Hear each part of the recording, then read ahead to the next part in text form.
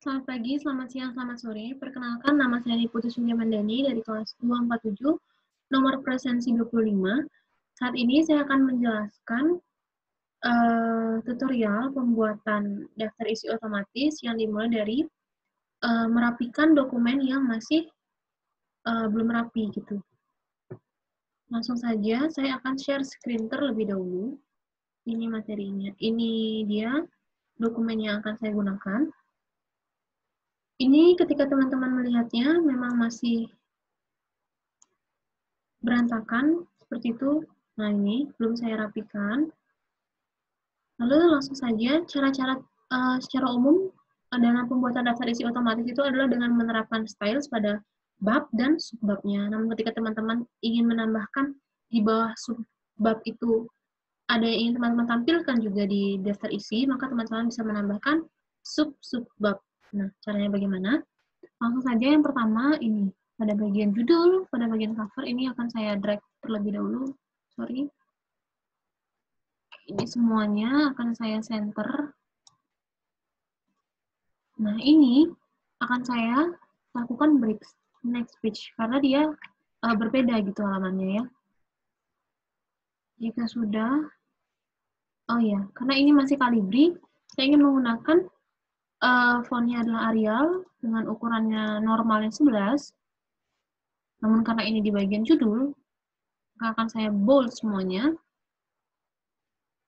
Nah, saya bold seperti ini. Dan saya buat ukurannya menjadi 12. Jadi, saya tetapkan di sini untuk bab dan termasuk judul juga, itu ukurannya adalah 12.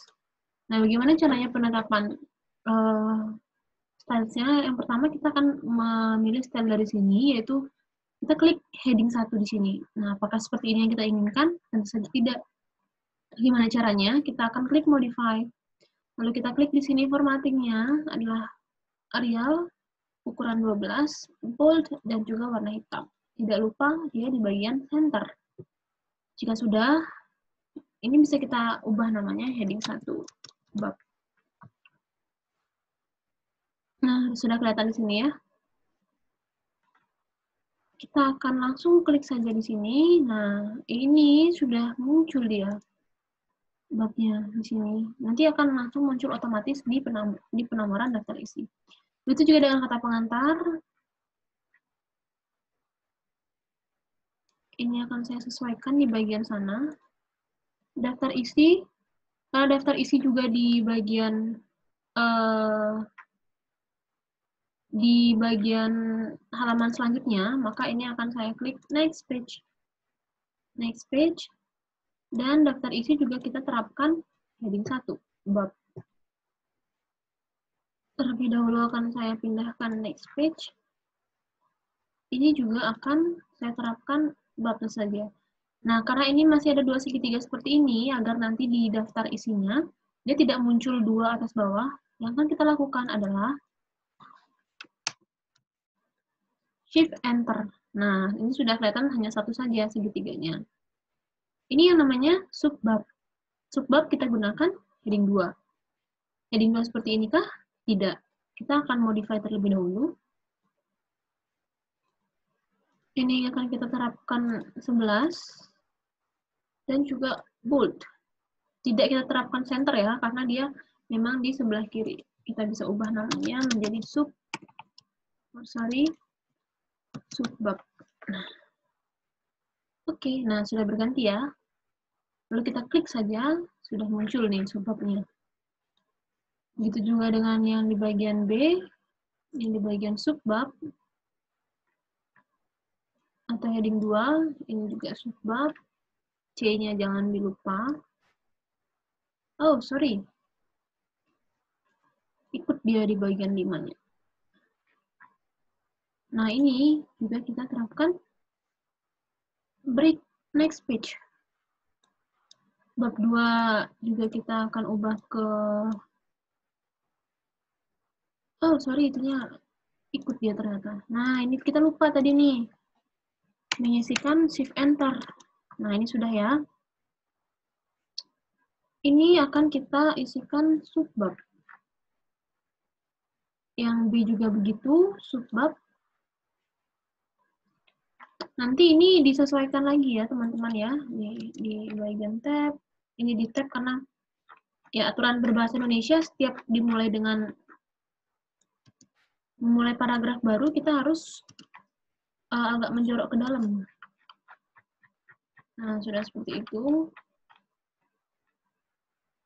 Ini kita sekalian edit, perbaiki. Nah, ini bagian C-nya. Bagian C juga kita klik subbab.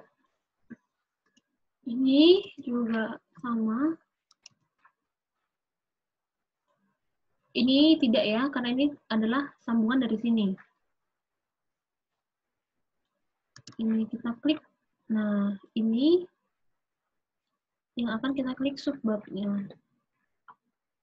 Oh, ini belum kita menjorok ke dalam ini.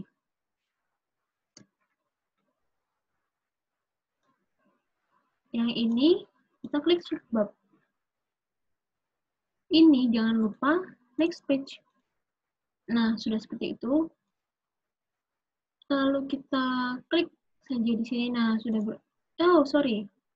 Nah, ketika kita klik segitiganya dia akan berubah menjadi seperti itu, hilang dia jadinya kayak ke simpan gitu ya. Jadi kita undo saja. Kita hapus, kita shift enter jangan lupa. Lalu ke subbabnya.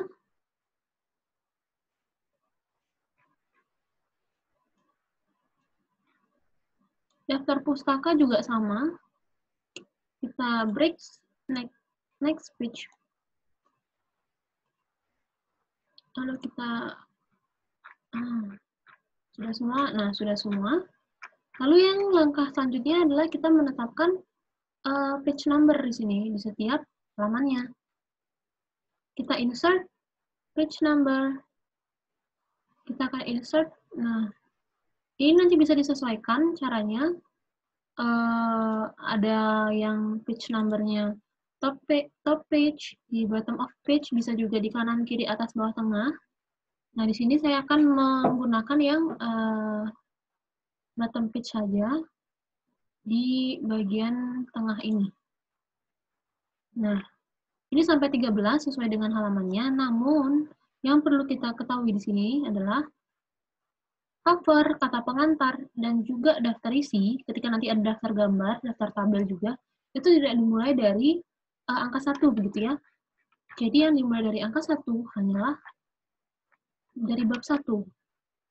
Maka kita akan melakukan, nah di sini kita akan format page number, kita klik start at 1. Nah, dia akan langsung berubah jadi start at 1. Ini akan kita ubah menjadi angka Romawi. Kita akan rubah, maka dia akan start at 1. Ini juga kita akan ubah menjadi start at, ya benar sekali, start at 2. Lalu ini kita akan ubah menjadi format page number, sama ya. Kita akan start at 3. Nah, sudah benar. Oke. Nah, ketika sudah seperti itu, maka hingga akhir dia akan, nah, jadi seperti itu. Sudah otomatis dia. Oke, selanjutnya apa yang akan kita lakukan? Kita akan melakukan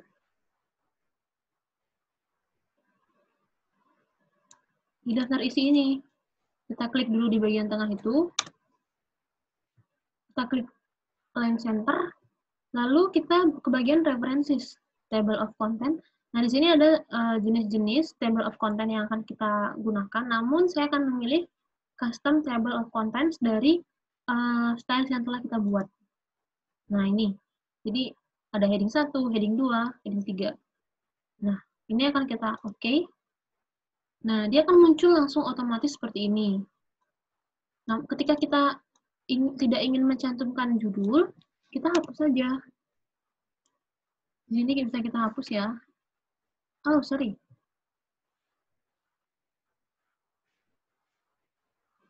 Nah, sudah tidak ada judulnya. Namun dia tetap dimulai dari nomor 2. Ini juga dari 1, 2, 3 hingga 10. Jadi ini teman-teman dapat melakukannya secara otomatis. Ini juga dapat diganti format penulisannya. Jika teman-teman ingin mengubahnya menjadi Arial, nah dapat seperti itu. Di bold juga bisa, dihapus juga bisa seperti tadi. Nah, sekian tutorial dari saya. Saya harap ini dapat bermanfaat buat teman-teman semuanya.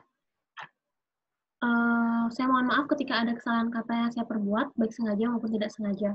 Saya akhiri, terima kasih.